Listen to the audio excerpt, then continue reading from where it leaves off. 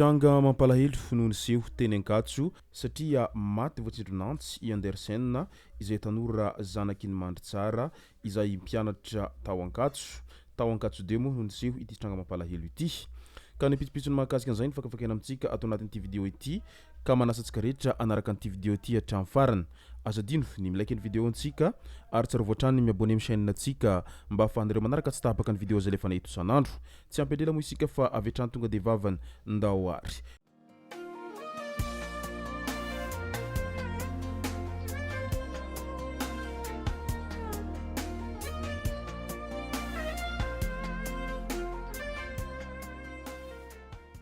Ny tonga tsy miaraba na mantesitra ka dia faly miaraba isika rehetra mpanaraka tsy tapaka an'ity chaîne ity ny tenako amin'ity androandroany ity arakan'izay efa natsipiko zay dia ny mahakasika ny tranga mampalahelo avy eny Ankatso eny no tena iompanan-tsika atao anatin'ity vidéo ity fa milohan'izay dia andao aloha resantsika ireto tsara ho fantatra manaraka ireto. Haitrano tao Ambodimadiro Antsoy nitondra fanampina ny DRS sy ny draine Samia.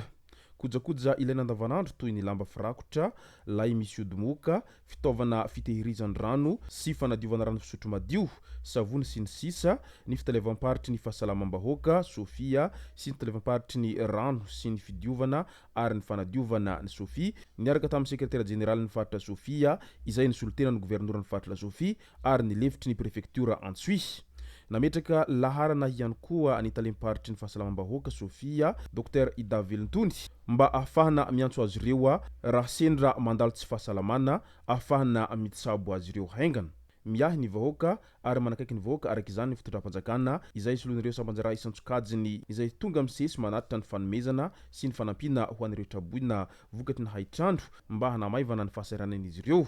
Araka izany dia tsy miraviravy tanana ny fitondram-panjakana amin'izao manoloana an'izay traboina izay etsero izay fa mitondra izay voatsirambiny tanany ary manao ny ezaka rehetra mba hanampiana an'ireo mpiarabelona sy mpiray tanindrazana izay tratran'izay olana resaka traboina sy ny haitrano izay. Andao amin'izay ho resantsika ny mahakasika an'ilay tranga izay niseho teny Ankatso de tamin'iny andro omaly alina iny satria fantatra mantsy fa tovolahy iray izay tanora zanakiny mandry tsara izay maty voatsindronantsy tao amin'ny fast food Ankatso 2 raha iny avy namonjy alpantizana izay nokarakaraina tao amin'izay fast food izay. Mialoha nidirako amin'ny pitsopitsony amin'izay mahakasika an'izay tranga izay niseho teo amin'ny fast food Ankatso de izay dia entaniko ihany ary tsara ho mariana hatrany fa io fast food ao Ankatso io dia toerana iray izay fanaovana lanonana ary ao ihany koa no fandraisana an'ireo isaky ny misy ny voina mahazo ny hafa rehefa manodidina an'iny Ankatso iny. Toerana izay lazaina fa ao anatin'ny faritry ny université izy io nefa dia ahitana an'izay fikarakarana fety isan-karazany izay. Tsara ho mariana hatrany nefa ny fa manodidina iny université iny dia ahitana karazana bara izay misokatra isan'andro vaky zao ary tsy mitsahatra mitombo ireo karazana bara ireo eny amin'iny manodidina eny. Hanika lasa varina any amin'ny resaka revirevy sy fisotroana ny mpianatra eny manodidina eny fa tsy dia tonga ao an-tsain'izy ireo loatra izay hoe ny antondia izay nialana ny tanàna sy nialana ny ray aman-dreny. Ary ho marihiko hatrany fa indrindra ao amin'io fast food io dia matetika ahitana an'izay resaka disadisa sy ady zay foana isaky ny misy lanonana izay karakaraina ao amin'io toerana io satria maro amin'ireo tanora no tsy mahafehy tena ao anatin'izay resaka revirevy sy fisotrosotrona izay.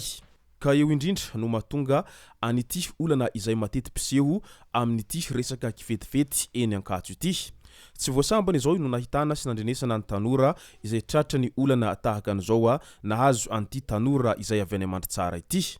Nde hianatra no nialana ray aman-dreny sy nialana tanàna satria mba manantena hanana ho avy mamiratra ary mba ho riharihan'ny fianakaviana ao anatin'izay fianarana izay. Satria izay raha teo moa no hindrahindraina etseroa amin'ilay hoe fianarana ny lova tsara indrindra. Ka noho izany tokony handraisana fepetra ihany io fikarakarana lanonana isan-karazany ao anatin'io faritry ny université io fa satria toerana izay tsy tokony ahitana an'izany ny faritry ny université noho ireo mpianatra izay maro tsy mahafehy tena ary eo ihany koa ireo izay tsy mpianatra lasa tafiditra ao anatin'izay faritry ny université izay noho ny fisiany izay lanonana isan-karazany izay. ka eo indrindra no tokony andraisana fepetra amin'izay hoe tokony ho entsitra ny fanaraha-maso eny amin'ny faritry ny université iny indrindra fa ny amin'ny fivarotana zava-pisotro izay miteraka an'izay savorovoro sy miteraka tsy fandrimpahalemana eny manodidina eny ary eo ihany koa ny tokony hisy ny fanaraha-maso amin'ny hoe iza daholy ireo mpianatra izay tena mipetraka ao anatin'izay faritry ny université izay ary izavy ireo izay efa tsy mpianatra nefa dia mbola mipetraka amin'ireo trano izay natokana ho an'ireo mpianatry ny université. Raha ny fantatra mahakasika ny fahafatesany any Andersen dia namonjy lanonana natao amin'ny fast food Ankatso de izy ny alina iny. Niakatra ny hafanana samby varina manalazy mandihy miaraka amin'ny jiro maro loko iny no nisy nitsatokantsiny telo tamin'ny fony Andersen izay tanora mpianatry zanak'ampelezana avy any Mantsara. No entina haingana namonjy toeram-pitsaboana fa tsy tana ny ainy tokony ho tamin'ny 10 ora maraina teo eo. Tsy mbola fantatra fa mbola karohina ny olona izay nahavandoza hatreto fianarana fanatsarana ny hoavy mba ho reharehan'ny ray aman-dreny no nilalany tanàna kanefa izao tsy maintsy vata mangatsika tsy afa miteny no hody an-tanàna ka mahavaky fo tokoa ary mankahiry ny fianakaviana manoloana an'ity tranga izay nahazo an'ity tovolahy zanaky ny Mantsara Maty Nisy Namono tao Antananarivo renivohitra ity.